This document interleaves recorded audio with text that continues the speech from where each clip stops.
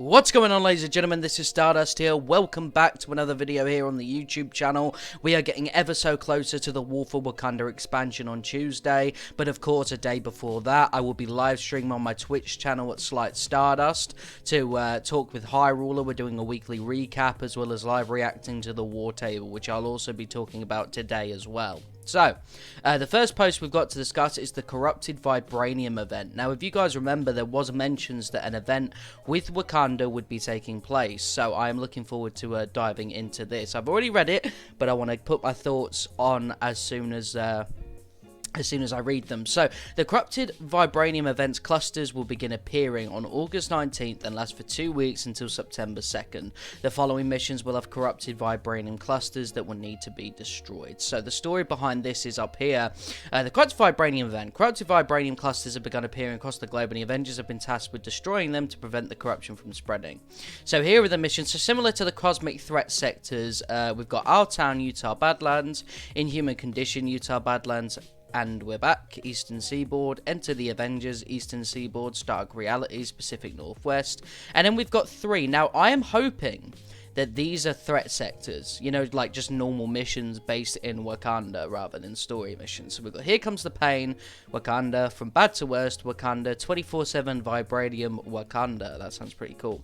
Unique missions are available for each hero, including Black Panther, that will task you with performing specific feats in corrupted Vibranium threat sectors. Yeah, cool. Completing these mission chains will reward you with gear that has the Vibranium status effect, which turns all damage dealt to affected enemies into a large kinetic explosion that can hit other enemies and set off chain reactions. Now, when I read this earlier, I was like, this is the build that I'm doing with Black Panther. Like, I don't care if there's like an insanely OP meta build. I want to do a Vibranium melee build with T'Challa. That or nothing, right? And I think a lot of my friends do agree with that. So you can see it here, you can see a little image of Vibranium operatives. Seek out and destroy clusters of corrupted Vibranium that have appeared across the globe. And challenges listed require Black Widow to progress. So obviously complete one. Defeat enemies with high caliber range power attacks. Lucky for me, I actually have this build, so this should be quite easy for me. Defeat enemies with sprint or evade attacks. Defeat enemies while Veil of Shadows is active. So that's pretty cool. Additionally, Vibranium status items are available from completing Vibranium threat sectors during the event. Each completed threat sector will award either a melee or ranged item with the status effect. More items can be obtained from the Wakanda gear vendor. Is this Enlix? I'm not familiar with this character. I'm going to say it's Enlix, and people can question me in the comment section. Oh my word, I'm so sorry. Woo! Anyway, in his specialty stock, there you will find other items at higher power levels that will apply a new Sonic status effect. The Sonic status effect turns enemies into mobile recharge stations. As long as the heroes are near the affected target, they will generate a portion of their heroic and intrinsic abilities. So, I know that people were mentioning doing this on a character like Hulk, you know, for his heroics, or Kamala for her heals, or Hawkeye for his heals. But I don't know, do the enemies have to remain alive? Because, I mean, you know, on multiplayer, when you've got AI companions, this is gonna suck, like, really badly. So hopefully they can be dead and they can have, like, it on them for a short period of time, because you've got to remember, it does actually take a little bit to apply status effects as is, and if you're doing it to, like, weaker enemies, you know what I mean? You sort of get what I'm saying. It's just, it kind of doesn't work out, but I'm looking forward to trying it out on Tuesday.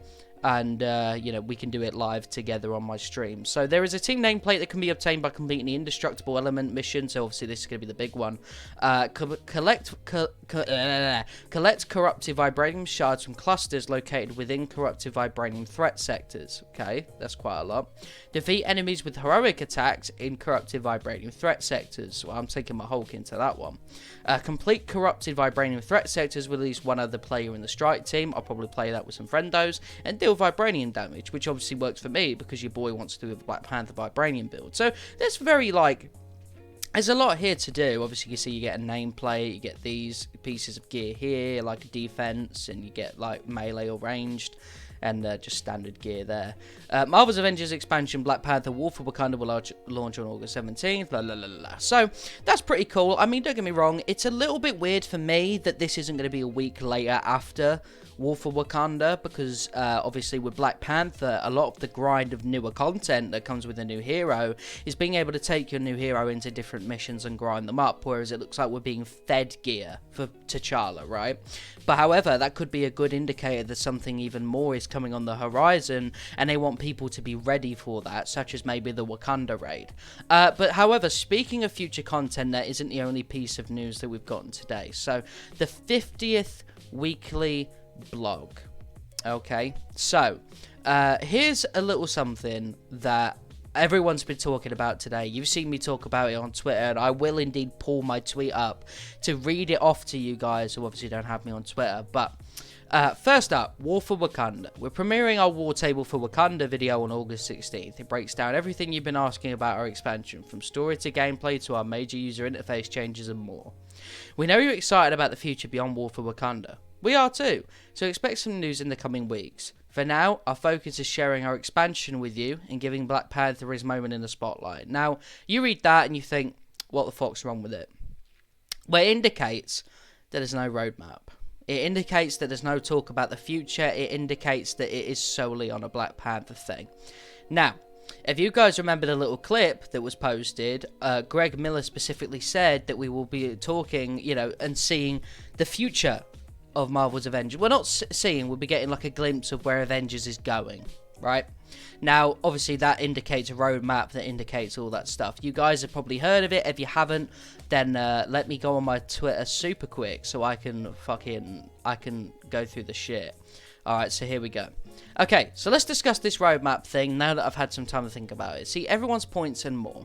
From a marketing standpoint, it makes all the sense in the world to not want to lose any attention on your expansion. However, if Avengers wasn't trying to make the comeback of the century, I'd agree this is a quality move. But you've already got people saying they're trying to gauge the reaction to Wakanda to see if this game has a future at all. And that isn't the type of message you want. It's one of those situations where from a business and marketing standpoint it does make sense, but at the same time it makes sense if the game was on top and thriving. This was a glorious place to stamp yourself into the ground and say, we are staying. Baby, I'm so cringe. So there's pros and cons to this. Of course, I'm a little biased. Everyone likes new news and shiny new toys as soon as possible. But I do believe it's fair to say that although this War Table was marked as a Wakanda launch party, it's almost disappointing that it's exactly as it says on the box and nothing more. I'm still excited, and now that I know how to have my expectations in check, I can go into Monday with a different mindset but still feel incredibly positive. Thanks all. So, the reason being is I was incredibly disappointed that this wasn't going to be more to it. This is such a glorious opportunity to showcase the future when you have all these eyes on it and you're hyping it up so much, especially with Kinda Funny's Greg Miller being on the show. I understand that there's potential for it to be shown for the 1 year anniversary, and I also understand that logic, and I understand wanting to keep the hype train going, but I do think that the expectation was we were going to see something in regards to the future. So I do think the community is half and half. I mean, I think a lot of us are feeling let down, but I don't think it's a complete deflation and a complete buzzkill. But for a while I was thinking about what's the point in watching it and spoiling myself, but then at the same time I was like, you know what, it literally is just as it says on the tin, and in all fairness, if you ignore that one sentence from Greg, you can kind of understand it. So that's kind of my outlook on it now. So thank you so much for watching this video today. Thank you so much for watching my coverage. I'm taking tomorrow off and Saturday off to just have a little bit of a breather before the insane week ahead. So make sure to... I did it again. Holy fuck. Why am I so gassy when I do videos? I'm so sorry. Anyway, so I will be streaming a lot on Twitch next week. So make sure to jump on, watch me play some Black Panther, and yeah, I will see you all later. Peace.